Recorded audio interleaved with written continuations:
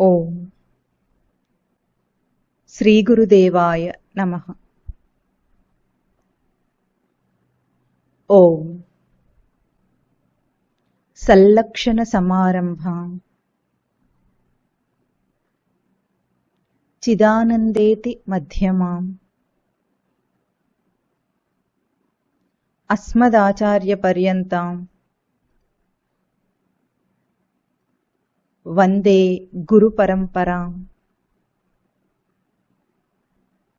ఓం శ్రీ గురుదేవాయ నమః.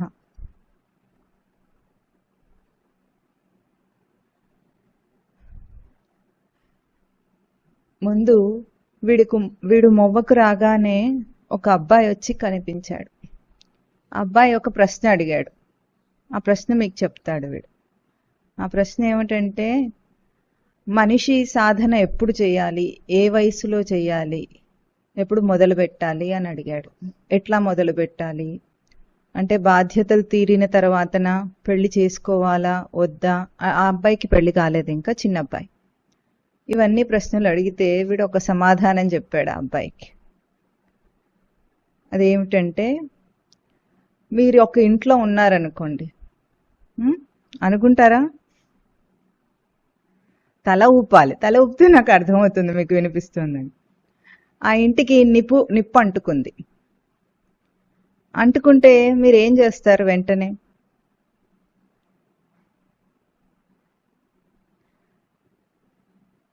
పరిగెత్తి బయటికి వెళ్ళడానికి ప్రయత్నం చేస్తాను అంటున్నారు, అవునా? అప్పుడు ఎవరినైనా బయటికి దారేది, ఎప్పుడు వెళ్ళాలి, ఎట్లా వెళ్ళాలి అని అడుగుతారా? కాస్త ఇల్లు సర్దుకొని వెళతానని అనుకుంటారా? అనుకోరు. ఏది అడగరు. మీకు ఏం తెలియకపోయినా సరే బయటికి దారి వెతుక్కుంటారు, అవునా? ఎవరైనా అదే చేస్తారు కదా. అంటే ప్రాణం మీదకి వచ్చినప్పుడు బయటికి దారి వెతుక్కునే యుక్తి, తెలివితేటలన్నీ మనకే వచ్చేస్తాయి.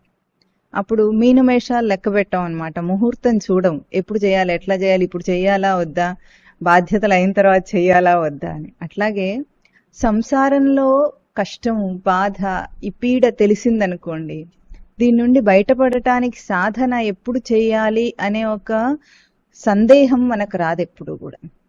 ఎందుకంటే ఆ బాధ ఉంటే, ఆ కష్టమే మనకు ఆ యుక్తి, తెలివితేటలను ఇచ్చి దాని నుండి బయటపడే తెలివినిస్తుంది. అట్లాగే ఇప్పుడు మనం మరి సంసారంలో బాధలు, కష్టాలు ఊహించుకోవాలా? మనకు అవసరం ఊహించుకోవటం? ఇదివరకే ఉన్నాయా? ఊహించుకుందామా? ఉన్నాయా? ఉన్నాయి. అంటే సంసారంలో ప్రతి క్షణం కూడా, సంసారం అంటే మీ భార్యా పిల్లలు అనుకోవద్దు. సంసారం అంటే ఎప్పుడు కూడా ఈ పుట్టి దేహంతో బ్రతికి చచ్చిపోవటం అనే ఒక చక్రం ఉందే, అది సంసారం అంటే. మళ్ళీ మీ కుటుంబం, మీ భార్యా పిల్లలు అనుకోవద్దు సంసారం అన్నప్పుడు. ఆ సంసారంలో అంటే జీవుడు పుట్టి చచ్చిపోయి పెరుగుతూ ఈ కాలక్రమంలో జరుగుతున్న పరిణామాల్లో దుఃఖం అనేది, బాధ, పీడ అనేది అనుక్షణము ఉండనే ఉంది. అంటే ప్రతి ప్రవర్తనలో కూడా మనకు ఆ పీడ తెలుస్తూనే ఉంది లోపల నుండి.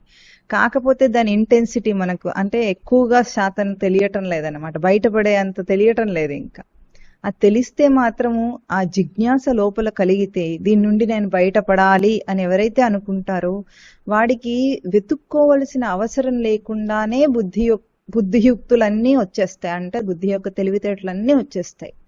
ఇది జిజ్ఞాసను ప్రజ్వలింపజేసుకోవటానికి, నిలుపుకోవటానికి ఒక ఉపమానం చెప్పాడు వీడు ఈరోజు. వీడు ప్రతి ప్రవచనంలో ఇట్లాంటిది ఏదో ఒక కథ చెప్తూ ఉంటాడు. మీకు జిజ్ఞాస నిలవాలని, దాని జిజ్ఞాస ప్రజ్వలించి వెలగాలని, అది ఆరిపోకుండా ఉండాలి. ఇప్పుడు మీరందరు జిజ్ఞాసులే కదా, అవునా? జిజ్ఞాసులా కాదా?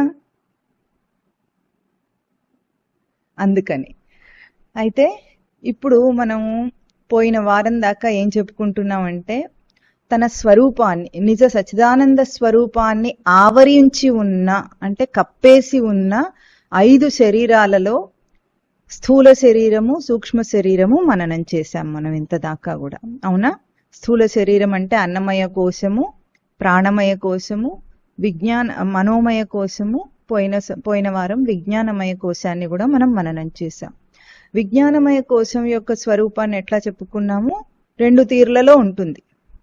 ఒకటేమో బయట సమాచారాన్ని బట్టి వచ్చిన తెలివితేటల రూపంలో, అంటే బుద్ధిమంతుడు, బుద్ధి ఉన్నవాడు, తెలివి ఉన్నవాడు అంటే ఎవడు వాడు? బాగా బయట సమాచారము నాలెడ్జ్ ఉన్నవాడిని ఒకడిని బుద్ధి అనే ఒక అంశం, అది బుద్ధికి ఒక కోణం. అది ఇంకొక కోణంలో బుద్ధి ఎట్లా ఉంటుంది? దాన్ని ఇంట్యూటివ్ మైండ్ అన్నాం మనం. ఇంట్యూటివ్నెస్ అంటే ఎట్లా ఉంటుందంటే ఈ బయట యొక్క యుక్తులు, లాజిక్స్ ఏవి లేకుండా, బయటి సమాచారం ఏది లేకుండా నా లోపల నాకు ఇది సత్యం అని తెలుస్తుంది అని కొన్ని విషయాల్లో మనకు అనిపిస్తూ ఉంటుంది. అవునా? అందరికీ అనిపిస్తూ ఉంటుంది. అంటే బయట కండిషన్స్ ఎట్లా ఉన్నా సరే ఇది సత్యం కాదు, నాకు లోపల తెలుస్తోంది, ఇదే సత్యం అనిపిస్తోంది. మనం అంతరాత్మ అన్న పదం వాడతాం కదా, మనసుకు తెలుస్తోంది, అంతరాత్మకు తెలుస్తుంది. అంటే ఇది ఇంట్యూటివ్ బ్రెయిన్ అంటాం అన్నమాట. బయటి వాటితో సంబంధం లేకుండా కలిగే బుద్ధి. ఇటువంటి బుద్ధిని గురువు సన్నిధిలో మనం నిలపాలి. అంటే సాధనలో మనం ఎప్పుడైతే బోధను శ్రవణం చేస్తున్నామో అక్కడ బయట యొక్క బుద్ధియుక్తులను నిలుపకుండా ఇటువంటి బుద్ధిని నిలపాలని మనము మననం చేశాం పోయినసారి. అప్పుడే గురువు మన విజ్ఞానమయ కోశం యొక్క వికాసానికి కావలసిన బోధను చేసి శుద్ధి చేస్తారు మనను. ఇది సాధనలో అక్కడ విజ్ఞానమయ కోశం యొక్క తేజస్సుని మనం మననం చేశాం. ఇప్పుడు ఈరోజు మనము ఇంకా లోతుగా స్థూల సూక్ష్మ శరీరాలను దాటి లోపలగా ఉన్న కారణ శరీరాన్ని మననం చేయబోతున్నాము. దాన్నే పంచకోశాల్లో చివరిది లోపలిది అయిన ఆనందమయ కోశం అంటారు దాన్ని. దాని నిర్వచనం ఎట్లా చెప్తున్నారంటే, మీకు వీడియో స్ట్రక్ అయిందా అక్కడ?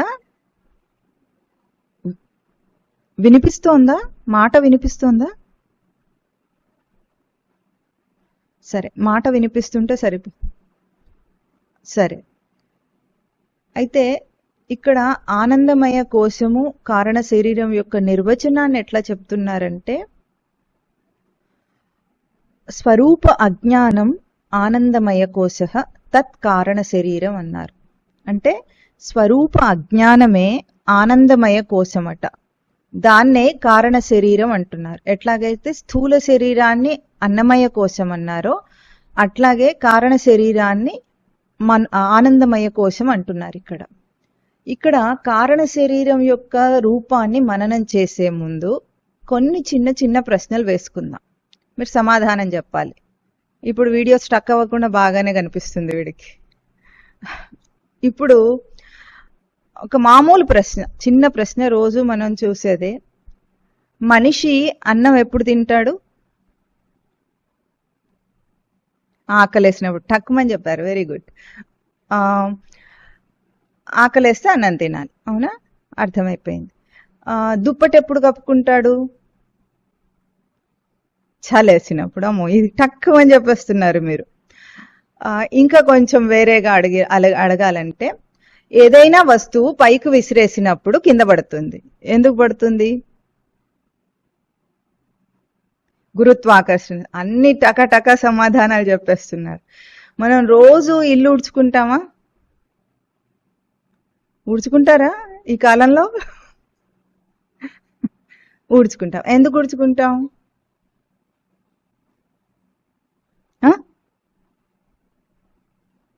దుమ్ము పడితే దాన్ని శుభ్రం చేయటానికి ఊడ్చుకుంటాం, అంతేనా?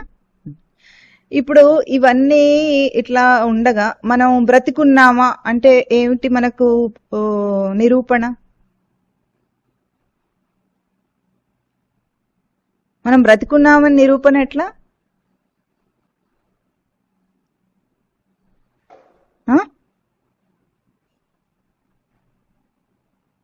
అర్థం కావటం లేదు. ఇప్పుడు అర్థమైంది. శ్వాస ఆడుతుంది, ఇంతే కదా, చిన్నది అన్నమాట. శ్వాస ఆడుతుంటే బ్రతుకున్నాం, ఇంతే కదా. అంటే మన ప్రతి చిన్న చిన్న ప్రవర్తనల వెనుక మనకు ఒక కారణం కనిపిస్తుంది, అవునా? ఆ కారణం కనిపిస్తుంది. ఆ కారణానికి మనం ఒక ఉపాయం కనుక్కున్నాం. ఆ పని చేయటానికి ఒక కారణం ఉంది వెనకాల. ఆ కారణానికి మనం ఒక ఉపాయం కనుక్కున్నాం. ఉపాయం కనుక్కొని అక్కడితో తృప్తి పడిపోయి హాయిగా మన జీవితం ఇంతే అన్నట్లుగా బ్రతికేస్తున్నాం. అవునా? అయితే ఇప్పుడు అంటే మనం ఏం చేస్తున్నామంటే we are finding temporary solutions for the deep rooted questions. అంటే ఏమిటంటే లోతైన ప్రశ్నలు మన జీవితం మనకిస్తూ ఉంటే మనం ఏం చేస్తామంటే తాత్కాలికమైన ఉపాయాలను కనుక్కొని అక్కడికక్కడిగా ఉపాయం కనుక్కొని ఒక పరిష్కారం వచ్చేస్తుంది. ఆ ప్రశ్నని మనం అక్కడికి సద్దు మనుస్తాం అనమాట. సర్దు మనిగేటట్టు చేస్తాం, ఇంకా మళ్ళీ ఆ ప్రశ్న రాకుండా. ఉదాహరణకు దాన్ని ఎందుకు ఇట్లా అంటున్నాడు వీడంటే, ఆకలేసింది అనే అన్నం తింటున్నాం అనే ఒక ప్రక్రియ, ఒక పని మనం చేస్తాం కదా. ఇదే ప్రశ్నని తిరిగి మళ్ళీ ఇప్పుడు వేసుకుందాం. అన్నం ఎందుకు తింటున్నాం? అన్నం ఎందుకు తింటున్నాం? ఆకలేస్తే. ఆకలి ఎందుకు వేస్తుంది?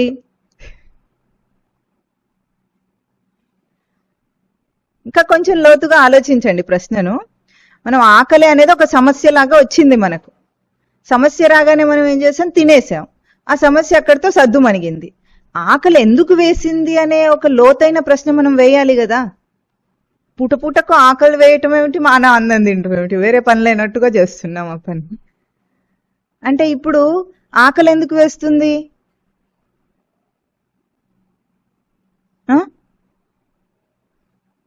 ఎనర్జీ కావాలంటున్నారు. అంటే శక్తి అయిపోయింది, దేహంలో శక్తి అయిపోతే మళ్ళీ తినాలి అను. మనకు దేహంలో శక్తి అయిపోతే తినాలి అనుకున్నాం కానీ తినకపోతే ఏమవుతుంది? ఆకలి వేసినప్పుడు తినకపోతే ఏమవుతుంది?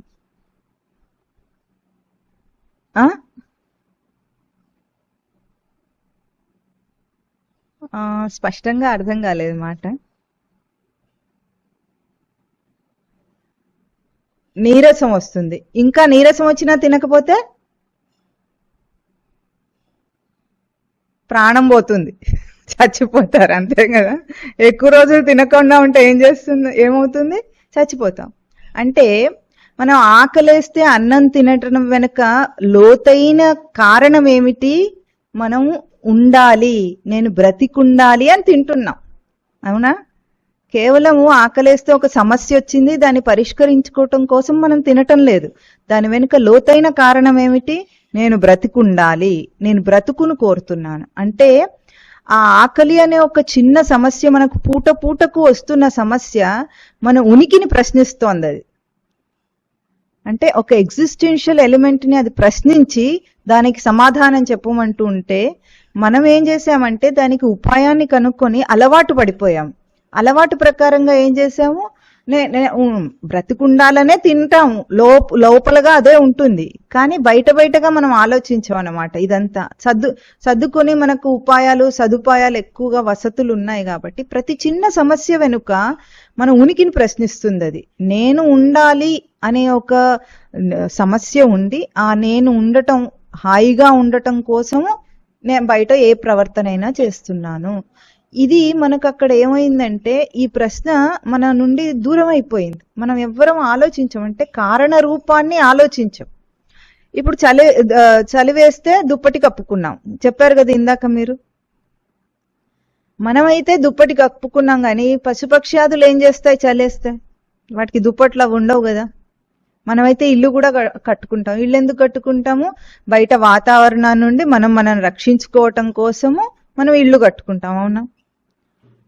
అయితే ప్రకృతి పరంగా కొన్ని పశుపక్ష్యాదులు కూడా వాటికి కావాల్సినవి ఇళ్ళు లాంటివి ఏదో పుట్టలు కట్టుకోవడం, గూళ్ళు కట్టుకోవడం చేస్తాయి. అయినా సరే ఇప్పుడు మనం దుప్పటి కప్పుకున్నట్టు ఆచ్ఛాదన చేసుకున్నట్టు, ఆచ్ఛాదన అంటే ఏమిటంటే మనకు చలికి దేహం పీడింపబడకుండా మనం దుప్పటి కప్పేసుకుంటాం. అదే ఒక పోలార్ రీజన్ లో పోలార్ బేర్ ఉందనుకోండి, లేదా ఒక గొర్రె ఉందనుకోండి, చలి ప్రదేశంలో ఉండే గొర్రె ఉంటుంది కదా, అదేం చేస్తుంది? దుప్పటి కప్పుకోదు. దాని దేహం నుండే అది ఉన్నిని ఉత్పత్తి చేసుకుంటుంది. బొచ్చు అంటాం కదా మనం. గొర్రెకైతే ఉన్ని, మనం ఊలు దాని నుండి తీసుకుంటాం కాబట్టి. అట్లా కాకుండా కొన్ని ఎలుగుబంట్లు ఉంటాయి కదా, వాటికి ఏమవుతుంది? బొచ్చు పెరుగుతుంది. వాటి వల్ల అవి చలి నుండి రక్షింపబడతాయి. అంటే ఒక సమస్యకు ఒక ఉపాయం ఉంది. ఆ సమస్యకు ఉపాయం వెనుకాల మనం ఆ ఉపాయం గనక చేయకపోతే అదేం చేస్తుందంటే మన బ్రతుకుకే ఒక సమస్యగా తీసుకొస్తుందన్నమాట. అంటే నేను ఉంటానా ఉండనా అన్న సమస్య వస్తుంది. చలి బాగా విపరీతం అయిపోయింది. బయట రోడ్డు మీద ఎక్కడో ఉన్నారనుకోండి, ప్లాట్ఫామ్ మీద పెరుగుతూ ఉన్నాడు, ఎవరైనా పేవ్మెంట్ మీద ఉన్నాడు, వాడికి ఏమవుతుంది? చలికి చచ్చిపోతాడా లేదా? తట్టుకోలేక చచ్చిపోయే ప్రమాదం కూడా ఉంటుంది. అంటే ఆ చలి అన్న ఒక సమస్యకు మనం చిన్న ఉపాయంతో ఏదైతే దాటేసామో దాని వెనుక కారణము మన బ్రతుకుకి, మన ఉనికికే సమస్యగా ఉందన్నమాట. దీన్నే సైంటిస్ట్ 2 సూత్రాలు చెప్పాడు. చాలా మంచి సూత్రాలు అవి. స్ట్రగుల్ ఫర్ ఎగ్జిస్టెన్స్ అంటారు. ఉనికికి పెనుగులాట. ఉనికి కోసం మనం చేస్తున్నాం ప్రతి పని. అంటే నేనుండాలి. ఉనికి అంటే ఏమిటంటే నేనుండుట. దీనికోసం మనం ప్రతి చిన్న ప్రవర్తన చేస్తున్నాము. ఆ ప్రవర్తన అంతా విషయాత్మక జీవితంలాగా బయట కనిపిస్తుంది మనకు. ఈ ఉనికికి పెనుగులాట. 2వ సూత్రం ఏం చెప్పాడు? స్ట్రగుల్ ఫర్ ఎగ్జిస్టెన్స్ కాకుండా సైంటిస్ట్ అంటే సర్వైవల్ ఆఫ్ ది ఫిట్టెస్ట్. అంటే ఎవరైతే దాన్ని తట్టుకుని నిలబడతారో వాడు సర్వైవ్ అవుతాడు, అంటే బ్రతికుంటాడు. ఎవరు దాన్ని తట్టుకొని నిలబడతారో వాడు బ్రతుకుంటాడు. పశుపక్ష్యాదుల్లో చాలా శాతం ఇవన్నీ కూడా తట్టుకోక, ప్రకృతిని తట్టుకోలేక వాటి దేహాన్ని విడిచేస్తాయి. కానీ మనిషికి విజ్ఞానమయ కోసం వికసించింది కాబట్టి, తెలివితేటలు అనేవి ఉన్నాయి కాబట్టి దానికి ఎన్నో పరిష్కారాలు, ఉపాయాలు కనుక్కొని ఈరోజు మన జీవితం మన మూల కారణాన్ని ఆలోచించకుండా సాగిపోయేటట్లుగా ఎంత హాయిగా ఉంది మనకు. ఇవన్నీ సమస్యలు మనకేమైనా పెద్ద సమస్యలా? చలి బాధ, వేడి బాధ, ఆకలి బాధ ఈ పెద్ద సమస్యలా? కాదు. అంటే ఇవి ఏవైతే ప్రకృతిలో మనకు సహజంగానే రావాల్సిన ఉన్నాయో, లోపల ప్రశ్న వస్తుంటే మనం వాటిని ఎదుర్కొని సమాధానం చెప్పాలో వాటన్నిటినీ మనం మూసేసుకున్నాం. అంటే ఆ కారణాన్ని మనం ఆలోచించటం లేదు. అంటే మన ప్రతి పనికి వెనుక ఒక కార్యం, అంటే మనం చేసే పని కార్యం అయితే దానికి వెనకాల ఒక కారణం ఉంది. అవునా? దీన్ని కార్యకారణ భావం అంటారు. ఏమంటారు? అంటే ప్రతి పనికి వెనకాల ఒక కారణం ఉండి తీరుతుందన్నమాట. అట్లాగే ఇప్పుడు ఈరోజు మనం మననం చేయబోయే దాంట్లో ఏమంటున్నారంటే, అన్నమయ కోశం వెనకాల అన్నమయ స్థూల శరీరాన్ని నడిపించేది ప్రాణమయ కోశం అని మనం చూసాం. అవునా? ఆ ప్రాణమయ కోశానికి మనోమయ కోశం నుండి శక్తి వస్తుంది. అది కూడా మనము మననం చేసాం. ఆ మనోమయ కోశం వెనుక ఆధారమై ఉన్నది విజ్ఞానమయ కోశం. అవునా? విజ్ఞానమయ కోశం అంటే ఏమిటి? తెలివితేటలు, విచక్షణ, ఏదేనైనా సరే ఆలోచించి చేయగలిగిన పని. అంటే వివేకంతో మనం పనిచేసేది ఏదైతే విజ్ఞానమయ కోశం అన్నారు. ఇప్పుడు ఈ విజ్ఞానమయ కోశం, ఈ బయటివన్నీ వాటికి మూల కారణం ఏమిటి? అది ఈరోజు ప్రశ్న అన్నమాట. కారణ శరీరం అంటే ఏమిటి? మూల కారణం ఏమిటి అంటే ఇక్కడ నిర్వచనం ఏం చెప్పింది శాస్త్రము? స్వరూప అజ్ఞానమే దానికి కారణం అంటుంది. స్వరూప అజ్ఞానం అంటే ఏమిటి? అజ్ఞానం అంటే తెలియనితనం. కరెక్ట్. తెలియనితనాన్నే అజ్ఞానం అంటాం, అంతేనా? అయితే మనం లోకంలో మనుషులని, చిన్నపిల్లాడు ఉన్నాడు అనుకోండి, వాడు అజ్ఞాన బాలుడు అన్నాం అనుకోండి, అంటే అర్థం ఏమిటి? వాడికి మనకు తెలిసినన్ని లోకంలోని విషయాలు ఇంకా తెలియలేదని అర్థం. అవునా? అంతేనా?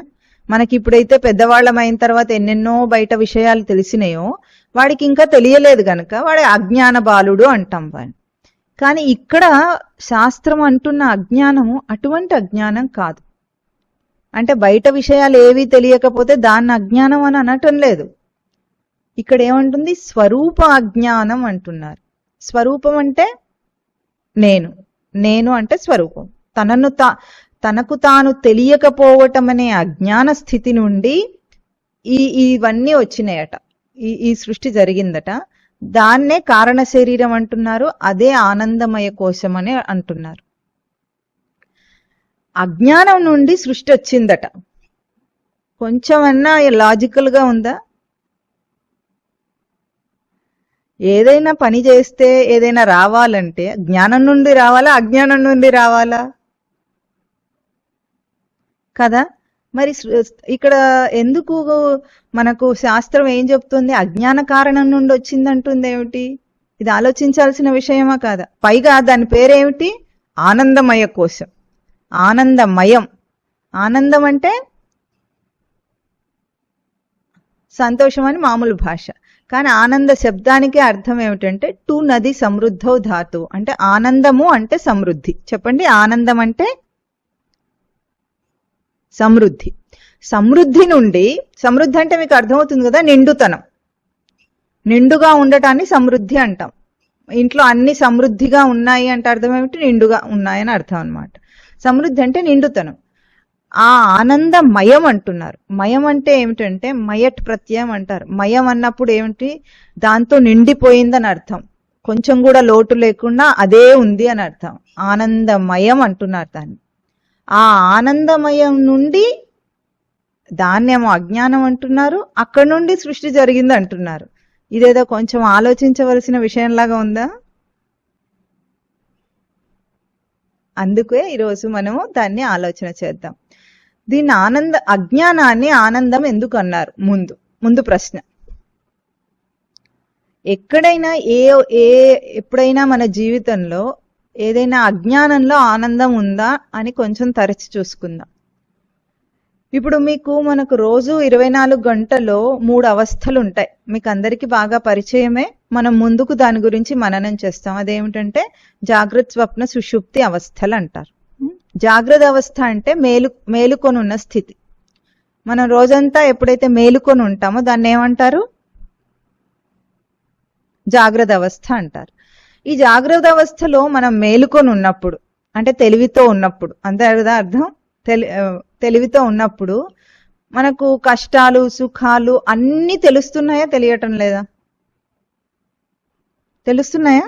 మేలుకొని ఉన్న సమయంలో మనం బయట ఎంతసేపు మేలుకొని తిరుగుతున్నామో ఆ సమయం అంతా కూడా మనకు అన్నీ తెలుస్తున్నాయా లేదా? కష్టాలు తెలుస్తున్నాయి, సుఖాలు తెలుస్తున్నాయి, అన్నీ తెలుస్తున్నాయి, అవునా? ఇది కాక రాత్రి పడుకుంటాం మనం, అవునా? పడుకొని ఉన్నప్పుడు పూర్తిగా బయట విషయాలు ఏవి మనకు తెలియవు, మర్చిపోతాం, అవి ఉండవు. ఆ నిద్రలో 2 రకాల నిద్రలు ఉంటాయి. ఒకటేమో స్వప్నావస్థ అంటారు, అంటే కలగనే సమయం అన్నమాట. మన కలలు వస్తాయా లేదా? రోజు మీ కలలు వస్తాయా రావా? వస్తాయి. ఆ కలలు కాకుండా గాఢ నిద్ర కూడా వస్తుంది కదా కాసేపు. నిద్రలో కొద్దిసేపు మాత్రం కలలు వస్తాయి, ఆ తర్వాత గాఢ నిద్ర వస్తుంది. ఆ కలగనే సమయాన్ని స్వప్నావస్థ అంటారు. గాఢ నిద్ర అవస్థనేమో సుషుప్తి అంటారు. ఇప్పుడు మనము కలలు కనే టైంలో కూడా మనకు కష్టాలు, సుఖాలు తెలుస్తున్నాయా లేదా?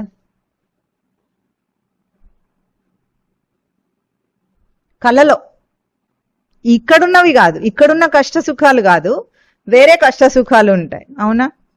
ఉంటాయా లేదా? కలగనే టైంలో కూడా మనకు కష్టాలు ఉంటాయా లేదా? కలలో మనం ఏదో ఒక చోటుకెళ్ళి తప్పిపోయినట్టు, అడవికెళ్ళి తప్పిపోయినట్టు ఉంటుంది ఒక్కొక్కసారి ఏమో. ఆ అడవిలోనేమో ఒక పులి మనను వెంబడిస్తుంది అనుకుందాం. అది కష్టమా కాదా? జాగ్రత్తలో ఎంత భయం వేస్తుందో కలలో కూడా అంతే భయం వేస్తుంది కదా, కష్టం అనిపిస్తుంది. అది కాక ఒకసారి కలలో సడన్ గా మనం ప్రైమ్ మినిస్టర్ అయిపోయినాం అనుకోండి, చాలా బాగుంటుందా లేదా? అంటే కష్టాలు, సుఖాలు రెండూ కూడా కలలో కూడా అనుభవంలో ఉన్నాయి, అవునా? అంటే అక్కడ కూడా కొంచెం తెలివి ఉన్నట్టే, మనకు తెలుస్తున్నాయన్ని. ఇప్పుడు సుషుప్తి అవస్థలో, గాఢ నిద్రలో ఏమైనా తెలుస్తుందా మనకు? కష్టసుఖ అనుభవం ఉందా?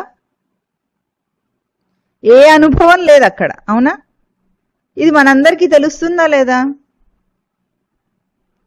ఆ ఏ అనుభవం లేని స్థితిలో మనకు బాగుంటుందా, బాగుండదా? ఆనందంగా ఉంటుందా, ఉండదా?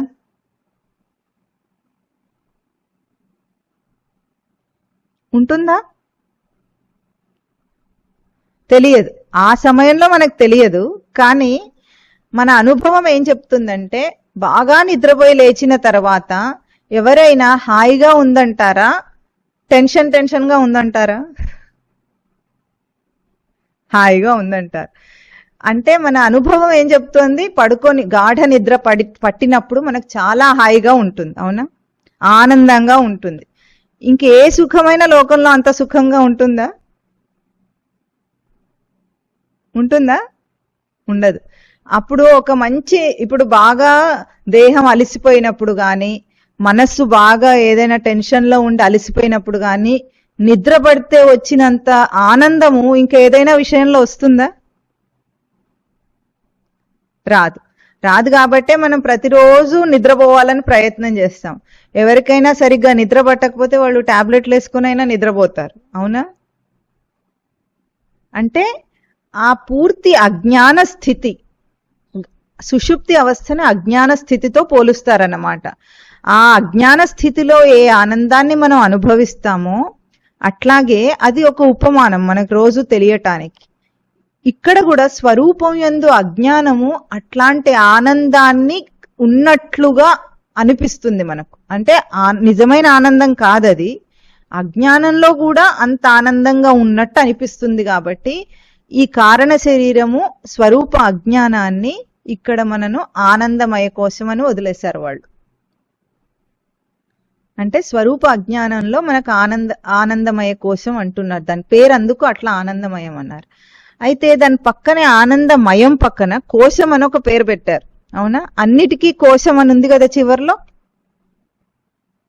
కోశం అంటే ఏమిటి? మనం మొట్టమొదటి రోజు దాన్ని కొద్దిగా చెప్పుకున్నాం. కోశం అంటే ఏమిటంటే కత్తికి ఒరలాగా అని చెప్పుకున్నాం. గుర్తుందా మీకు? కత్తికి ఏముంటుంది? ఒర ఉంటుందా లేదా? అంటే దానికి పెట్టే కేస్ అంటే మీకు అప్పుడు అర్థమవుతుంది. కత్తిని పెట్టడానికి ఒక కేసు ఉంటుంది కదా, దాంట్లోంచి తీస్తారు కదా కత్తిని. అటువంటిది కత్తికి ఒరలాగా ఇవన్నీ కూడా కోశములు అనమాట. అంటే స్వరూపాన్ని కప్పిపుచ్చేస్తున్నాయి. ఇవన్నీ స్వరూపం అంటే కనిపించకుండా చేస్తున్నాయి మనకి. మన స్వరూపం ఏమిటి? సచ్చిదానంద స్మృతి. ఆ సచ్చిదానంద స్మృతిని ఇవన్నీ కప్పేస్తున్నాయి. ఈ 5 కోశాలు కూడా, ఈ 3 శరీరాలు కూడా మన స్వరూపాన్ని కప్పేస్తున్నాయి. ఆ కప్పేసినప్పుడు 2 రకాలుగా మనం దాన్ని ఆ రోజు చెప్పుకున్నాం. ఏమన్నాము? కప్పేస్తుంది, అదే సమయంలో ఆ కత్తి యొక్క తేజస్సును రక్షిస్తుంది. అవునా? ఇప్పుడు కత్తి బయట వాతావరణానికి ఎక్స్పోజ్ అయిందనుకోండి, అంటే గాలికి, వర్షానికి, నీటికి, అన్నిటికీ, అప్పుడు తుప్పు పట్టే అవకాశం ఉంటుంది కదా, పాడైపోయే అవకాశం ఉంటుంది. అట్లా కాకుండా ఈ ఒర ఏం చేస్తుంది? దాన్ని రక్షిస్తుంది. మనకు కావలసినప్పుడు ఆ కత్తి ఆకారంలోనే ఉంది, అది కత్తి యొక్క తేజస్సుని కప్పిపుచ్చుతుంది, కత్తి అని తెలిసేటట్లు చేసి దాని నుండి తీసుకొని మనం వాడుకునేటట్లు చేస్తుంది. అవునా? అట్లాగే ఈ పంచకోశాలు కూడా మన స్వరూపాన్ని కప్పిపుచ్చుతున్నాయి, అట్లాగే రక్షిస్తున్నాయి కూడా. అయితే కప్పిపుచ్చడం ఎప్పుడవుతుందంటే, మనం ఇప్పుడు జీవితంలో బ్రతుకుతున్నప్పుడు మనందరం కూడా ఎట్లా ఉన్నామంటే, ఈ బయట స్థూల శరీరమే నేను అన్న ఒక భ్రాంతిలో బ్రతుకుతున్నాం. సాధారణంగా అందరూ అదే భ్రాంతిలో బ్రతుకుతారు. కేవలం ఆత్మజ్ఞానం వచ్చేదాకా అదే ఉంటుంది ఎవరికైనా. ఎంత కాదని ఊరికే చెప్పినా కూడా అది నిజంగా మన అనుభవంలో ఉండదు. స్థూల శరీరమే నేను అన్నట్టు అనుకుంటాడు. మళ్ళీ మనస్సు నేను అనుకుంటాడు. అవునా? శ్వాస నేను అనుకుంటాడు. శ్వాస ఉంటేనే నేను ఉంటాను అనుకుంటాడు. మనస్సు నేను అనుకుంటాడు. బుద్ధి నేను అనుకుంటాడు. బుద్ధి యొక్క తెలివితేటలే నేను అనుకుంటాడు. అంటే ఇవన్నీ మనకొక భ్రాంతిని కలిగిస్తున్నాయి కదా. నేను అనే ఒక భ్రాంతిని కలిగించి మనను మోసం చేస్తున్నాయి. ఇంకా మనం ఏమైంది, ఇవన్నీ నేను అనుకొని నిజమైన ఆత్మ ఉంటుందనే మర్చిపోయాం. అసలు అది ఉందని, దాని గురించి తెలుసుకోవాలని మర్చిపోయాం. అంటే మోసపోతున్నాం అన్నమాట. కానీ సృష్టి రచన మనను మోసం చేసేటట్లుగా లేదు. సృష్టి రచన ఎట్లా ఉంది? చక్కగా మనం దాన్ని వాడుకునేటట్లుంది, కానీ మోసం చేసుకునేటట్లుగా లేదు. అదెట్లాగో ఈరోజు మనం ఇప్పుడు మననం చేద్దాం. కారణ శరీరము అంటే దేన్ని అంటారంటే ప్రవృత్తి అంటుంది శాస్త్రం. దీన్ని ఒక ప్రశ్న అడుగుతాడు భగవద్గీతలో అర్జునుడు.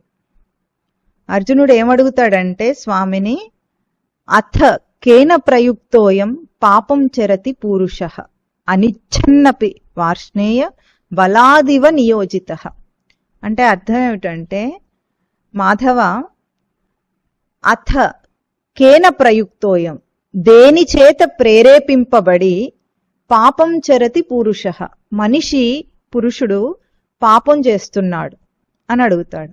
అంటే దేని చేత ప్రేరేపింపబడి పాపం చేస్తున్నాడు? అనిచ్ఛన్నపి అంటే వాడికి ఇష్టం లేకపోయినప్పటికీ కూడా వాడికి దేని ప్రేరణ వలన పాపం చేస్తున్నాడు?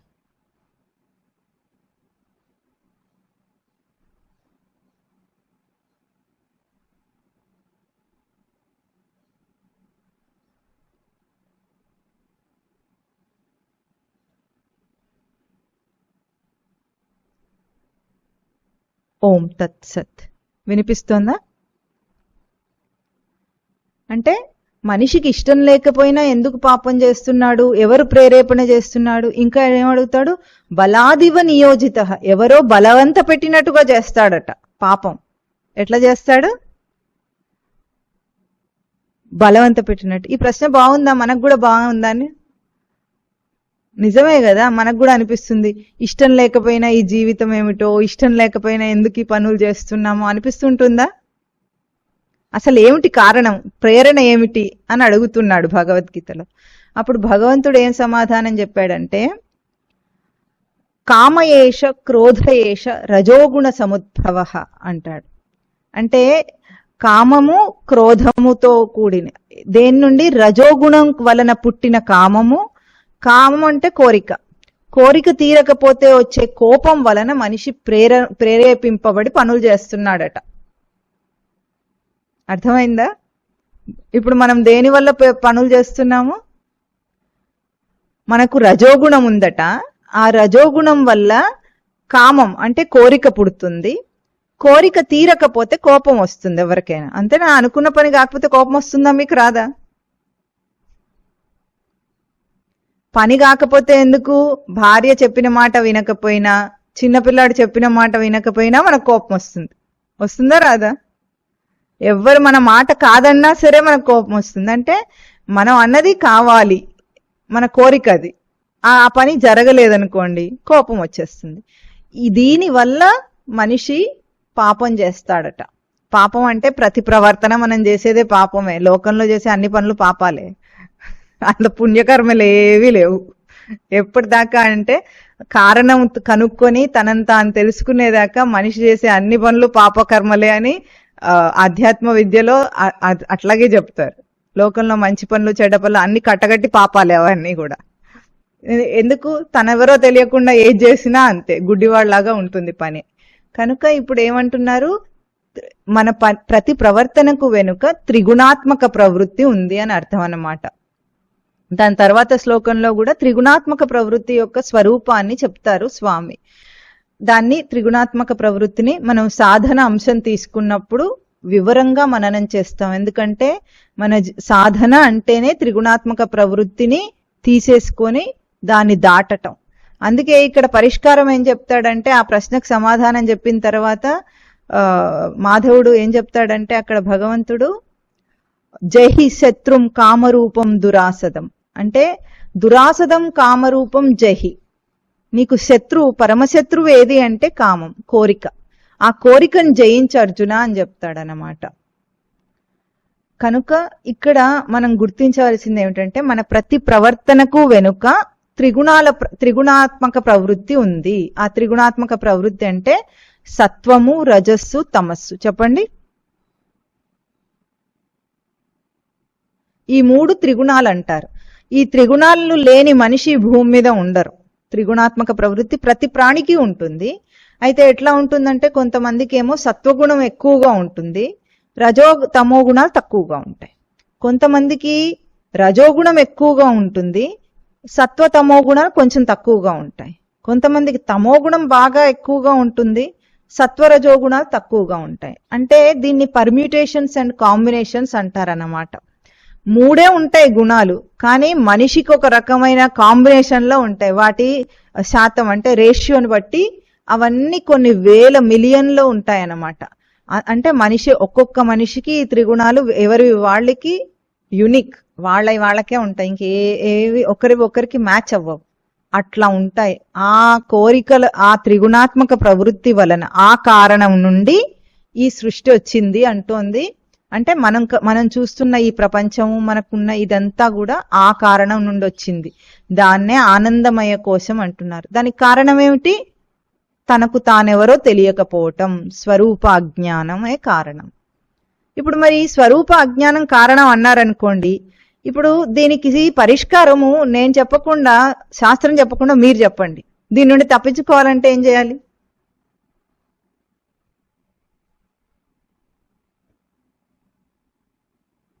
స్వరూప అజ్ఞానం వలన ఇదంతా అవుతోంది. దీనికి పరిష్కారం ఏమిటి?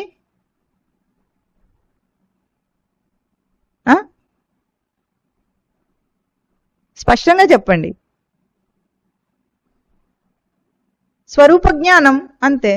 అజ్ఞానాన్ని తీసేసుకుంటే పోతుంది, అంతే కదా. కారణం ఏమిటి? స్వరూపం నందు అజ్ఞానం. ఇప్పుడు స్వరూప జ్ఞానం తెలుసుకున్నాం అనుకోండి, కారణమే పోయింది. కారణం తీసేస్తే ఇప్పుడు మీకు ఎప్పుడైనా చూసారా, కొన్ని బిల్డింగ్లలో అక్కడక్కడ పైప్లలోంచి రావి చెట్టు పెరుగుతుంది హైదరాబాద్ లో, చూసారా ఎప్పుడైనా? అక్కడ రావి చెట్టు ఎట్లా పెరుగుతుంది? దానికి అసలు ఏమిటి అవకాశమే లేదు కదా. చుట్టుపక్కల ఎక్కడైనా చెట్టు ఉంటే దాని బీజాలు అక్కడ పడితే రావి చెట్టు పెరగచ్చు. కానీ చాలా మటుకు పెరుగుతూ ఉంటాయి అక్కడక్కడ పైప్ లైన్స్ లో. ఎందుకు పెరుగుతాయి రావి చెట్లు?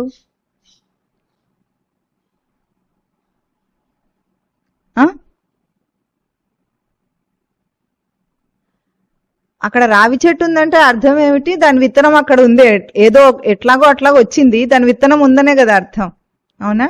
అది ఎట్లా వస్తుంది? పక్షుల రెట్టల వల్ల వస్తుంది. మనకు హైదరాబాద్ లో ఎక్కువగా పావురాలు ఉంటాయి కాబట్టి ఆ పావురాలు ఎక్కడో ఆ విత్తనం తింటాయి, అది అరగదు. దానికి అరగక అది అట్లాగే మళ్ళీ మలంలో వచ్చేస్తుంది. అప్పుడు అది ఎక్కడో పడితే అక్కడ నుండి అది మళ్ళీ రావి చెట్టు పుడుతుంది అన్నమాట. అంటే ఇప్పుడు మనకి ఏమర్థమైంది? అక్కడ చెట్టు మొలిచింది అంటే దానికి ఇండైరెక్ట్ గా అర్థం ఏమిటి? ఇండైరెక్ట్ ఎందుకు, డైరెక్ట్ అర్థం ఏమిటి? అక్కడ విత్తనం ఉందని, అంతేనా? ఆ చెట్టు పోవాలంటే విత్తనం ఉండకుండా చూసుకోవాలి, ఇంతేనా? అట్లాగే ఈ సంసారం అనే ఇంత పెద్ద వృక్షము కారణ రూపంలో మనకి ఇదంతా కనిపిస్తూ ఉంటే ఇది పోవాలంటే ఏం చేయాలి? దీనికి కారణం ఏమిటో మనకు చెప్పేశారు.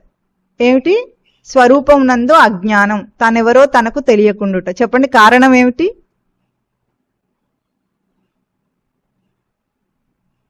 తెలుగులో తనెవరో తనకు తెలియకుండుట. స్వరూపం నందు అజ్ఞానం అంటే రెండు సంస్కృత పదాలు అక్కడ, స్వరూపము అజ్ఞానం. తెలుగులో ఏమంటాము? తనెవరో తనకు తెలియకపోవటం. చెప్పండి. చక్కగా వినిపిస్తోంది స్పష్టంగా. అంటే ఇది కారణం.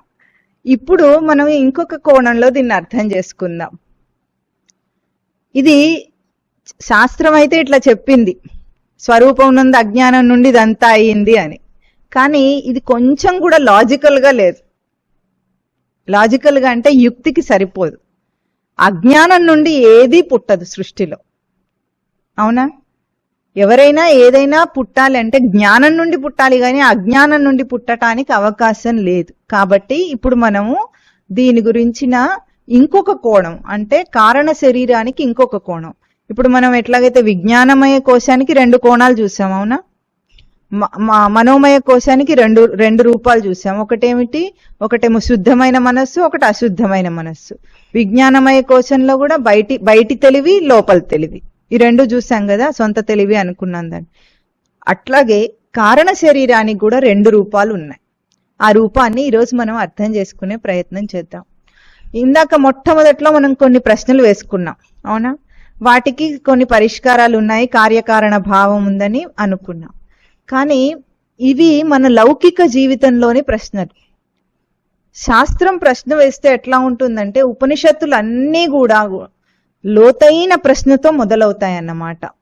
అంటే ఇప్పుడు ముండకోపనిషత్తు ఎట్లా మొదలవుతుందంటే కస్మిన్ను భగవన్ విజ్ఞాతే సర్వం విజానాతి. అంటే ఏది తెలుసుకుంటే మొత్తం అంతా తెలుస్తుందో అదేమిటి అని అడుగుతాడు శిష్యుడు గురువుని. దేన్ని తెలుసుకుంటే అన్ని తెలిసిపోతాయట, ఇంకా మళ్ళీ ఒక్కొక్క సబ్జెక్ట్ చదువుకునే అవసరం లేదు. అట్లాంటిది ఏదైనా ఉంటే మన పిల్లలకు కూడా నేర్పిస్తే బాగుంటుంది కదా. మళ్ళీ ఇన్ని 6 సబ్జెక్టులు చదువుకోవటం వాళ్ళకి ఎంత కష్టంగా ఉంది పాపము. సైన్స్, సోషల్, మ్యాథమెటిక్స్ ఇన్ని చదువుకోవాలి కదా. అట్లా కాకుండా ఏది తెలుసుకుంటే అన్నీ తెలిసిపోతాయి, సర్వం విజానాతి, అదేమిటని అడుగుతున్నారు. అట్లా మొదలవుతాయి అన్ని ఉపనిషత్తులు అన్నీ కూడా. అట్లాంటి ప్రశ్న మనం ఇప్పుడు వేసుకుందాము. సృష్టి ఎట్లా జరిగింది అని వీడు అంటున్నాడు. దానికి ఛాందోగ్యోపనిషత్తు ఒక మంచి మంత్రం చెప్పిందనమాట. సదేవ సౌమ్య ఇదమగ్ర ఆసీత్ అంటే ఏమిటంటే ఇదమగ్రే, దీనికి పూర్వం అని అనమాట. ఇదమగ్రే అంటే సృష్టికి పూర్వం, సతేవ ఆసీత్ సత్ లక్షణం మాత్రమే ఉన్నదట. ఏముంది సృష్టికి పూర్వం? ఏముంది? సత్ అంటే ఉనికి, సచ్చిదానంద స్వరూపం, ఉనికి మాత్రమే ఉందట సృష్టికి పూర్వం. ఇప్పుడు సృష్టి జరగాలంటే ఏం కావాలి? ఎక్కడి నుండి పుట్టాలి? అది సృష్టి వ్యక్తం అవ్వాలంటే ఎక్కడి నుండి రావాలి? ముందు ఏదుందో దాంట్లోంచే కదా వస్తుంది. ఇప్పుడు సృష్టి దేని నుండి వస్తుంది? ఉనికి నుండే రావాలి, వేరే అవకాశం లేదు కదా, అక్కడ ఇంకేం లేదు. సృష్టికి పూర్వం సత్లక్షణం మాత్రమే ఉంది. అప్పుడు సృష్టి దేని నుండి వచ్చింది? సృష్టి వ్యక్తం అయ్యింది అంటే ఉనికి నుండి వ్యక్తం అయ్యింది, అవునా? అయితే ఇక్కడ ఏమిటంటే సృష్టి అనేది అధిష్టాన స్వరూపం. దాన్ని మనము ఇప్పుడు సృష్టి రూపంలోకి, ఉనికి అనేది అధిష్టాన స్వరూపము, దాన్ని సృష్టి రూపంలోకి రావాలి అంటే పంచమహాభూతాలు, కొండలు, గుట్టలు, ఏవైతే మనకు అంతా యూనివర్స్ కనిపిస్తుందో అదంతా జరగాలంటే ఉనికికి త్రిగుణాల అవసరం. ఆ త్రిగుణాలను ఏమంటారంటే క్రియాశీలక శక్తి అంటారు. క్రియాశీలక శక్తి అంటే క్రియారూపంలోకి రావటానికి.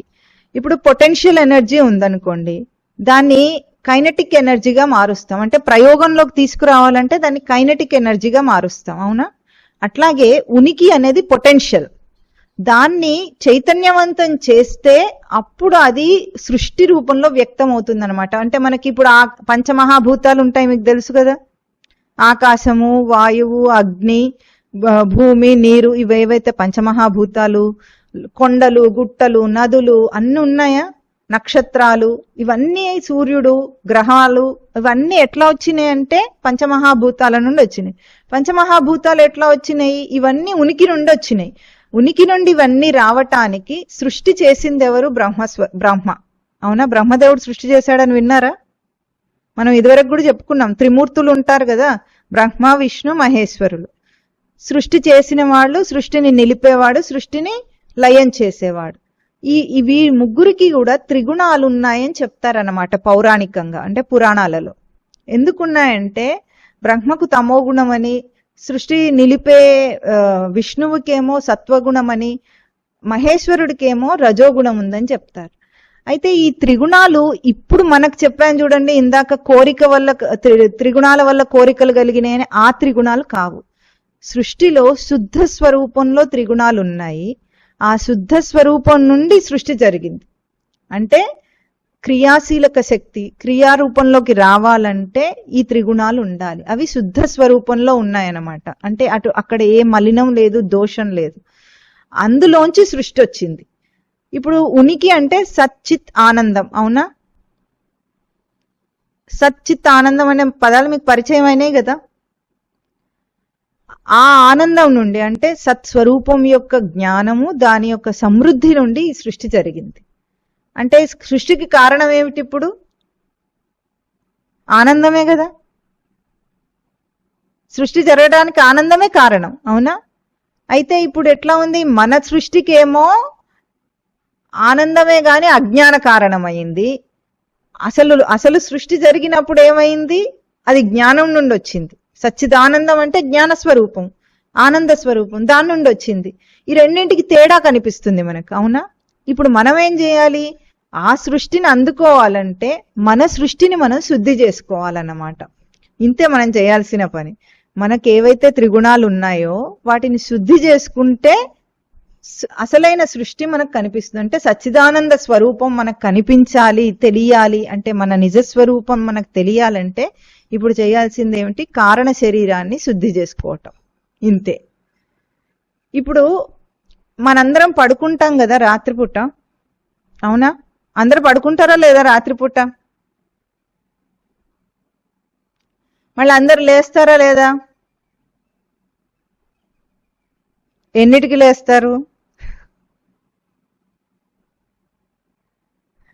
6, 7, 8 ఏదో 5 నుండి కూడా ఉండి లేచే వాళ్ళు ఉంటారు. 5, 6, 7, 8, 10, 11, 12 కూడా ఉన్నారు కొంతమంది లోకంలో. అవునా? ఎప్పుడైనా సరే పడుకున్నవాడు పడుకున్నట్లు ఉండకుండా ఎందుకు లేస్తున్నాడు?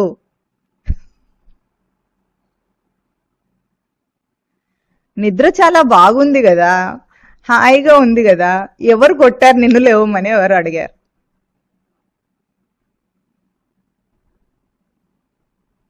ఎవరు లేపారు మిమ్మల్ని?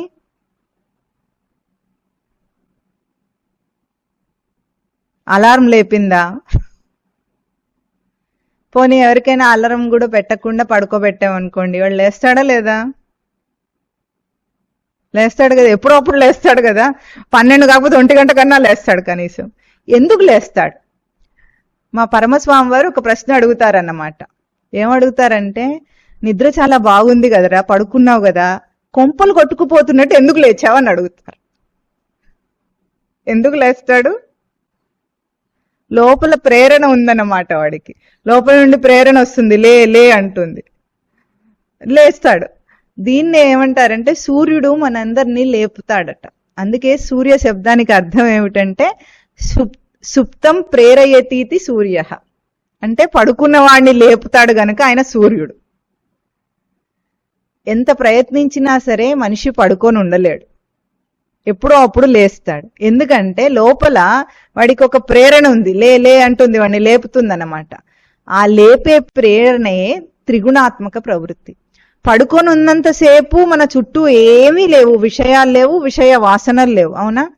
జాగ్రత్త అవస్థలో ఉన్న విషయాలు లేవు, స్వప్నంలో ఉన్న విషయ వాసనలు లేవు, ఏవి లేవు. కానీ లేస్తూ లేస్తూనే మొత్తం అంతా మళ్ళీ లోకం అంతా వచ్చేసిందా లేదా? పడుకున్నప్పుడు ఎంత హాయిగా ఉంది, అన్నీ లయమైపోయినాయి, ఎక్కడికి పోయినాయో తెలియదు, మనం ఎక్కడికి వెళ్ళామో మనకు తెలియదు. కానీ లేస్తూ లేస్తూనే మళ్ళీ అన్నీ వచ్చినాయా? వచ్చినాయా లేదా? ఇదే సృష్టి అంటే. రోజు మనకు సృష్టి జరుగుతూనే ఉంది. మనమేమో ఎప్పుడో సృష్టి ఎవరో చేశారు అప్పుడు అయ్యింది అనుకుంటాం. అట్లాగేం లేదు, రోజు సృష్టి లయమవుతోంది, మళ్ళీ సృష్టి వస్తోంది మనకు. అంటే మనం ఎప్పుడైతే లోపల కారణంలోకి, ఈ సుషుప్తి అవస్థలో ఏమిటంటే కారణంలోకి విలీనం అయిపోతాడు వాడు. విలీనం అయిపోయినప్పుడు ఈ సృష్టి ఉండదు, మళ్ళీ అదే కారణం నుండి పుడతాడు. అంతేనా? అప్పుడే మళ్ళీ అన్ని అవే వచ్చినాయి మనకు. చుట్టుపక్కల వేరే వస్తాయా, అవే వస్తాయా? మీరు హైదరాబాద్ లో పడుకుంటే హైదరాబాద్ లో లేస్తారా, మొవ్వలో లేస్తారా?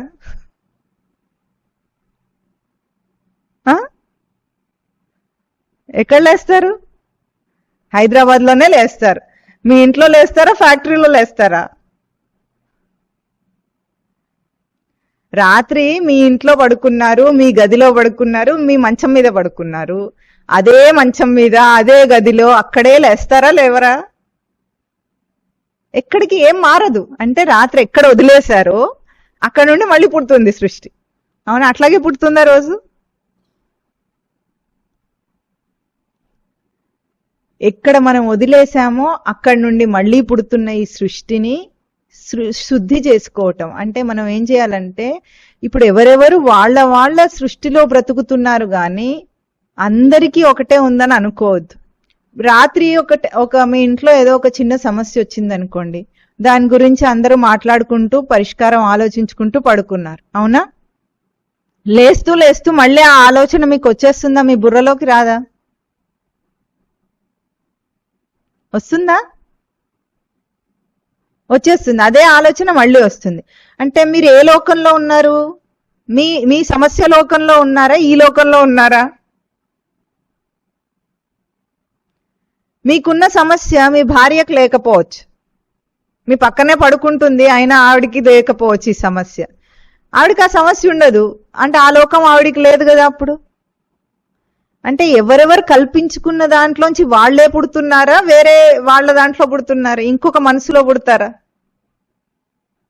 అంటే ఇక్కడ బాగా అర్థం చేసుకోవాల్సింది ఏమిటంటే, సృష్టికి కారణం ఏమిటంటే తన నుండి వస్తున్న కోరికలు, తనకున్న ఆలోచనలు, వీటి నుండి పుడుతుంది. వీటిని తీసేస్తే, వీటిని శుద్ధం చేస్తే మనకు మన స్వరూపం, సచ్చిదానంద స్వరూపం యొక్క ఆ నిర్మలమైన శుద్ధమైన స్వరూపం కనిపిస్తుంది. అందుకే ఇక్కడ ఏమంటున్నారు, అజ్ఞాన కారణం నుండి వచ్చింది ఆనందమయ కోశం అంటున్నారు. దాన్ని మనము జ్ఞానం నుండి పుట్టేటట్టుగా చేసుకోవాలి. సృష్టి, భగవంతుడు చేసిన సృష్టి జ్ఞానం నుండి ఉంది కానీ అజ్ఞానం నుండి లేదు. మనము ఇప్పుడు ఊహించుకుంటున్నది మాత్రమే ఇదంతా అజ్ఞాన కారణంలో ఉంది అని మనం బాగా తెలుసుకోవాలి. అయితే ఎంతెంతగా మనకు సాధన చేస్తూ మనం శుద్ధి చేసుకుంటూ ఉంటామో అంతంతగా మనకు స్వరూపం కనిపిస్తూ ఉంటుందన్నమాట. దీనికి మంచి ఉపమానం చెప్తాను. ఒకప్పుడు ఒక తాతయ్య ఉన్నట్ట. పూర్వకాలము కొంతమంది సూర్యుడిని చూసి సూర్యోదయం అయిన తర్వాత సూర్యుడు వస్తే అప్పుడు అన్నం తినేవాళ్ళు, భోజనం చేసేవాళ్ళు. అయితే ఆ తాతయ్య ఏం చెప్పాడు మనవడి కంటే, వెళ్ళి సూర్యుడు వచ్చాడో లేదో చూసిరా పోరా అన్నట్ట. అర్థమవుతుందా? వినిపిస్తోందా మీకు అందరికీ? అయితే సూర్యుడు వచ్చాడో లేదో చూసి రమ్మన్నాడట. ఆ మనవడు ఏం చేశాడు, బయటికి వెళ్ళి చూసి వచ్చాడట. చూసి, తాతయ్య సూర్యుడు రాలేదు, మబ్బు పట్టుంది అని అన్నాడట. అట్లాగే చెప్తామా మనం కూడా? మబ్బు పట్టున్నప్పుడు ఏం చెప్తాం, సూర్యుడు రాలేదని అంటామా నమ్మా?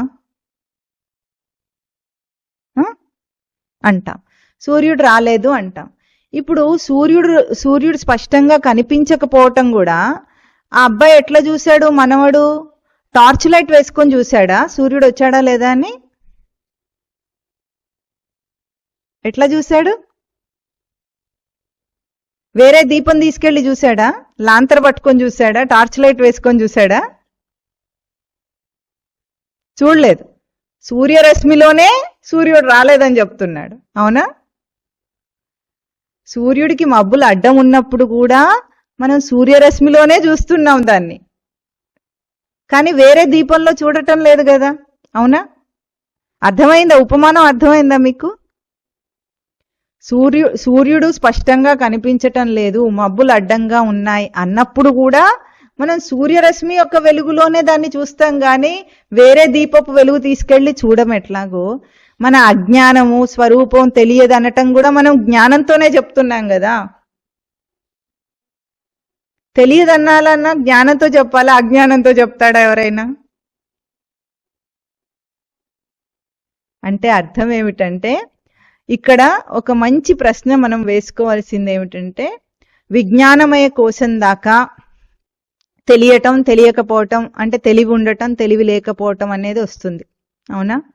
ఆ తర్వాత ఎప్పుడైతే ఆనందమయ కోశానికి వచ్చామో అక్కడ మనం ఒక ప్రశ్న వేసుకోవాలి. తెలియటం అనేది ఒకటి ఉంది, తెలుసుకోబడే విషయం ఒకటి ఉంది. అవునా? మనం తెలుసుకోవాల్సింది ఉంటాయి కదా, దాన్ని తెలుసుకోవాలి, దీన్ని తెలుసుకోవాలని అనుకుంటాం. కానీ ఒక్క ప్రశ్న ఇక్కడ వేసుకుంటే మనకు సమస్య తీరిపోతుంది. తెలియబడేదేమో బయట ఉంది, తెలుసుకోవటం అనేది జరుగుతుంది. తెలుసుకునేవాడు ఎవరు? ఎవరు తెలుసుకునేవాడు? మీకు మొట్టమొదటి రోజు మీ చైర్మన్ సార్ ప్రవచనం చెప్పినప్పుడు మొట్టమొదట చెప్పింది ఏమిటి? దశముడి కథ చెప్పారు. మీకు గుర్తుందా?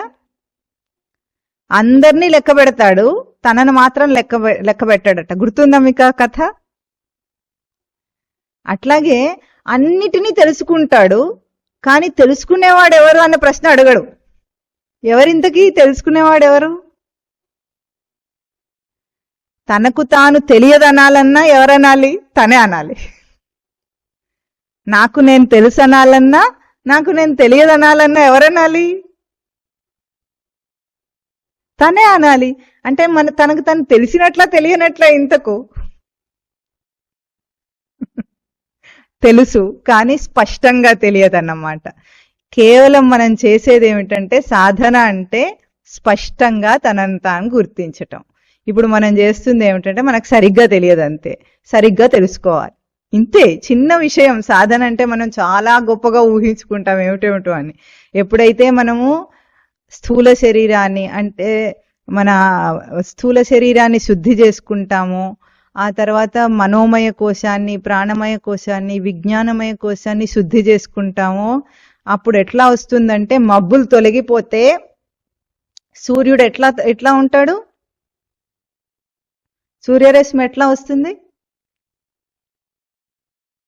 కొట్టినట్టు వస్తుంది అనమాట. ఇప్పుడు ఇక్కడ మొవ్వలో ఎండ బాగా పేలిపోతోంది, సూర్యుడు తీక్షణంగా వెలుగుతున్నాడు, అట్లా వస్తుంది. అంటే కేవలం మబ్బులు తొలగించటం. అజ్ఞానం అంటే నిజంగా ఉన్నది కాదన్నమాట. అజ్ఞానానికి ఒక చిన్న కథ చెప్పి వీడు ఆపేస్తాడు. ఇప్పటికి ఈ చిన్న కథ ఏమిటంటే, ఒక రోజట దట్టమైన అడవి ఉంది. మీరు తలకాయ ఊపండి, మీరు వింటున్నారని నాకు అర్థం అవుతూ ఉంటుంది. దట్టమైన అడవి ఉంది. అడవిలో ఒక గుహ ఉందట. ఆ గుహలో, దట్టమైన అడవి కాబట్టి పెద్ద పెద్ద చెట్లన్నీ ఉంటాయి కదా, గుహలో బాగా చీకటిగా ఉంటుంది. అంటే ఎప్పుడూ చిన్న సూర్యరశ్మి కూడా ఆ గుహలోకి వెళ్ళదట. ఆ గుహ ఎప్పుడు జన్మ జన్మలుగా అంధకారంలోనే, చీకట్లోనే మగ్గుతూ ఉందట. అయితే సూర్యుడికి ఒకరోజు బాగా జాలేసిందట గుహ మీద. ఎవరి మీద? గుహ మీద. జాలేసి ఏం చేశాడంటే, సూర్యుడు అన్నట్ట ఆ గుహను పిలిచాడట. పిలిచి, నువ్వు ఒక్కసారి బయటికి రా, నీ జీవితం అంతా నువ్వు చీకట్లోనే ఉంటున్నావు కదా, ఒక్కసారి బయటికి రా, నీకు వెలుతురంటే ఏమిటో తెలుస్తుంది. బయట కొండలు, చెట్లు, పూలు, పరిమళాలు, చాలా అందమైన ప్రకృతి ఉంది, ఆహ్లాదకరంగా ఉంది, ఒక్కసారి బయటికి రా అని పిలుస్తున్నట్ట. ఆ గుహ ఎప్పుడు పట్టించుకోదట. సూర్యుడు చాలా సార్లు చెప్తూ ఉంటాడట, బయటికి రా బయటికి రా అని. ఆ గుహ ఎప్పుడు పట్టించుకోకుండా నిర్లక్ష్యం చేస్తూ ఉంటుందట. కానీ ఒక్కసారి మరి సూర్యుడికేమో జాలేసి పదే పదే చెప్తుంటే, సరే తట్టుకోలేక ఈ సోద ఎవరు భరిస్తారనుకొని వచ్చిందట ఒకసారి. గుహ ఏం చేసింది? ఇప్పుడు బయటికి వచ్చింది. ఆ బయటికి వచ్చిన తర్వాత ఒక్కసారి ఆ వెలుగును చూసి, ఏంటి జన్మ జన్మలు చీకట్లోనే ఉండి అసలు వెలుగు ఉంటుందని నమ్మకం లేదట గుహకి. ఇదివరకు వెలుగుండదు, ఏముండదు, చీకటే జీవితం అనుకుందట. అటువంటిది ఒక్కసారి దాన్ని చూసేటప్పటికి, వెలుగును చూసేటప్పటికి తట్టుకోలేకపోయిందట, ఆనందం తట్టుకోలేకపోయింది. ఇంకా ఏడ్చేస్తుందట, ఆనందం తట్టుకోలేక ఏడ్చేస్తోందట. ఏడ్చి ఏమన్నదట, ఏమిటి ఇంత అందంగా ఉంది ప్రకృతి, ఇంత బాగుంది ఈ పూలు, ఈ పరిమళం, ప్రకృతి, ఆనందం, నాకు అసలు జీవితంలో జన్మ జన్మల నుండి నేను చూడనే లేదు అన్నదట. అని పైగా సూర్యుడిని అంటుందట, నాకు ఇంతకాలం ఎందుకు చెప్పలేదని అడిగిందట. మనలాగా అన్నమాట, ఇంతకాలం నాకు ఎందుకు తెలియదు ఈ విషయం అని. అట్లాగే అడిగితే, సరే ఆనందంగా ఉంది కదా, ఇంత ఉపకారం చేశాడు కాబట్టి సూర్యుడిని నా గుహకి రమ్మని వాళ్ళ ఇంటికి పిలిచింది. ఎందుకు? సూర్యుడికి చెప్తోందట గుహ, నీకు తెలియదు కానీ సూర్యుడా, నేను ఎంతో కాలంగా చిమ్మ చీకట్లో ఉన్నాను, నీకు చూపిస్తాను రా చీకటి అంటే ఎట్లా ఉంటుందో అన్నదట. సరే అని సూర్యుడు గుహ వాళ్ళ ఇంటికి వెళ్ళాట, గుహలోకి వెళ్ళాట. అప్పుడు ఏమవుతుంది? చీకటిని సూర్యుడు చూడగలడా? సాధ్యపడుతుందా? పడదు. ఏది చీకటి అని అడిగాడు అంటే, సూర్యుడు ఎక్కడుంటే అక్కడ చీకటి ఉండదు, అంతే కదా. సూర్యుడు ఎక్కడికి వెళ్ళినా చీకటి మాత్రం ఉండదు అక్కడ. అట్లాగే చీకటి అంటే దానికి స్వరూపం ఏమిటి? మీరు చెప్పగలరా? చీకటిని డిఫైన్ చేయగలరా మీరు? చీకటి అంటే ఏమిటి? వెలుతురు లేకపోవటమే చీకటి, కానీ దానికి అస్తిత్వం లేదు, ఉనికి లేదు దానికి. ఎక్కడ వెలుగు కిరణం వచ్చిందంటే చీకటి లేనే లేదు ఇంకా అక్కడ. అంటే చీకటి వెలుగు రెండు ఒక్క చోట ఉండలేవు. మనకు అర్థమవుతుంది కదా ఇది. అట్లాగే ఎప్పుడైతే స్వరూపం యొక్క జ్ఞానం తెలుస్తుందో ఇంకా అజ్ఞానం అనే ప్రసక్తే లేదు అక్కడ. సృష్టిలో అజ్ఞానం లేదు. ముందు మనం బాగా గుర్తుపెట్టుకోవాల్సింది ఏమిటంటే, మనం అందరము రచన ప్రకారంగా జ్ఞాన స్వరూపులం కానీ అజ్ఞాన స్వరూపులం కాదు. అజ్ఞానం అనేది మన ఊహ, మనకు తెలియదనుకోవటం మన ఊహ. ఎందుకంటే మనం ఇప్పుడు భ్రాంతిలో బ్రతుకుతున్నాం అన్నమాట. ఆ భ్రాంతి వల్ల మనకి ఈ జగత్తంతా ఇట్లా కష్టంగా కనిపిస్తోంది. ఈ కష్టంగా కనిపించే జగత్తు నుండి తప్పించుకోవాలంటే ఒకటే ఉపాయం, ఏమిటి? జ్ఞానం. స్వరూప జ్ఞానం ఎప్పుడు వచ్చిందో ఆ రోజున ఇంకా ఈ శరీరాలు ఉండవు, ఏమి ఉండవు. ఇవన్నీ కూడా ఆత్మను కప్పిపుచ్చలేవు. గుహ అన్న శబ్దానికి అర్థం ఏమిటంటే, మనకేమంటారంటే ఆత్మ ఎక్కడుంది అంటే, ఉపనిషత్తులు ఏం చెప్తాయంటే బుద్ధి గుహలో ఉందట. బుద్ధి గుహ అంటే ఈ అంతఃకరణం ఏదుందో, అంటే మనసు, బుద్ధి, చిత్తం, అహంకారం ఉన్నాయి కదా, అంతరింద్రియం అని మనం చెప్పుకున్నాం. వాటిని గుహ అంటారనమాట. ఆ గుహ లోపల ప్రకాశమే ఉంది కానీ చీకటి లేదు అసలు. కానీ గుహ ద్వారమునందు మాత్రం మనకు చీకటి కనిపిస్తోంది. ఒక్కసారి ఎప్పుడైతే మనం ఆ గుహలోకి ప్రవేశించామో ప్రకాశంతో నిండిపోయిన స్వరూపమే ఉంది కానీ అజ్ఞానం అనేది సృష్టిలో లేదు లేదు లేదు. ఇది బాగా గుర్తించుకోండి సాధన చేసే ముందే మీరందరూ కూడా. ఎందుకంటే మనిషి, ప్రతి ప్రాణి కూడా సచ్చిదానంద స్వరూపుడు, ఇందులో సందేహమే లేదు. అందుకే ఆనందమయ కోశం నుండే సృష్టి జరిగింది, కానీ అది స్వరూప అజ్ఞానం నుండి జరగలేదు, సచ్చిదానందం నుండి జరిగింది. అర్థమవుతోందా మీకు? సృష్టి దేని నుండి వచ్చింది? సృష్టి సచ్చిదానందం నుండి వచ్చింది కానీ స్వరూప అజ్ఞానం నుండి రాలేదు. స్వరూప అజ్ఞానం నుండి వచ్చింది అని ఇక్కడ శాస్త్రం ఎందుకు చెప్పిందంటే, అది మనం ఇప్పుడు అనుకుంటున్నాం అట్లా, తెలివి లేదని, బయట భౌతిక విషయాల వల్ల, విషయ వాసనల వల్ల మనం పీడింపబడుతూ అజ్ఞానంలో ఉన్నాం. నేనంటే ఎవరో నాకు తెలియదు అనుకునే అజ్ఞానం మన ఊహ. కాబట్టి మనకి బోధ చేసింది. కానీ సాధనలో మనం తెలుసుకున్న రోజున ఏం తెలుస్తుందంటే, ఇదే అజ్ఞానం అనే స్వరూపమే లేదు, చీకటి అనే స్వరూపమే లేదు. సూర్యుడికి చీకటి ఉంటుందా? ఉండదు. సచ్చిదానంద స్వరూపుడికి అజ్ఞానం ఉంటుందా? ఉండదు, ఉండకూడదు అది. కాబట్టి ఇప్పుడు మనం చేసే సాధన ఏమిటంటే, వచ్చే వారం మనం ఏం చేస్తాం, వచ్చే వారం చాలా ముఖ్యమైన ప్రవచనం, ఎవ్వరూ కూడా మిస్ కాకూడదు.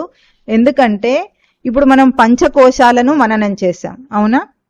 ఈ పంచకోశాలు నేను కాదు, ఆత్మ పంచకోశాతీత అంటారు. అంటే పంచకోశాలకు అతీతమైన స్వరూపం. ఎట్లా పంచకోశాలకు అతీతమైన స్వరూపము మనం నిరూపించుకుంటాం అన్నమాట.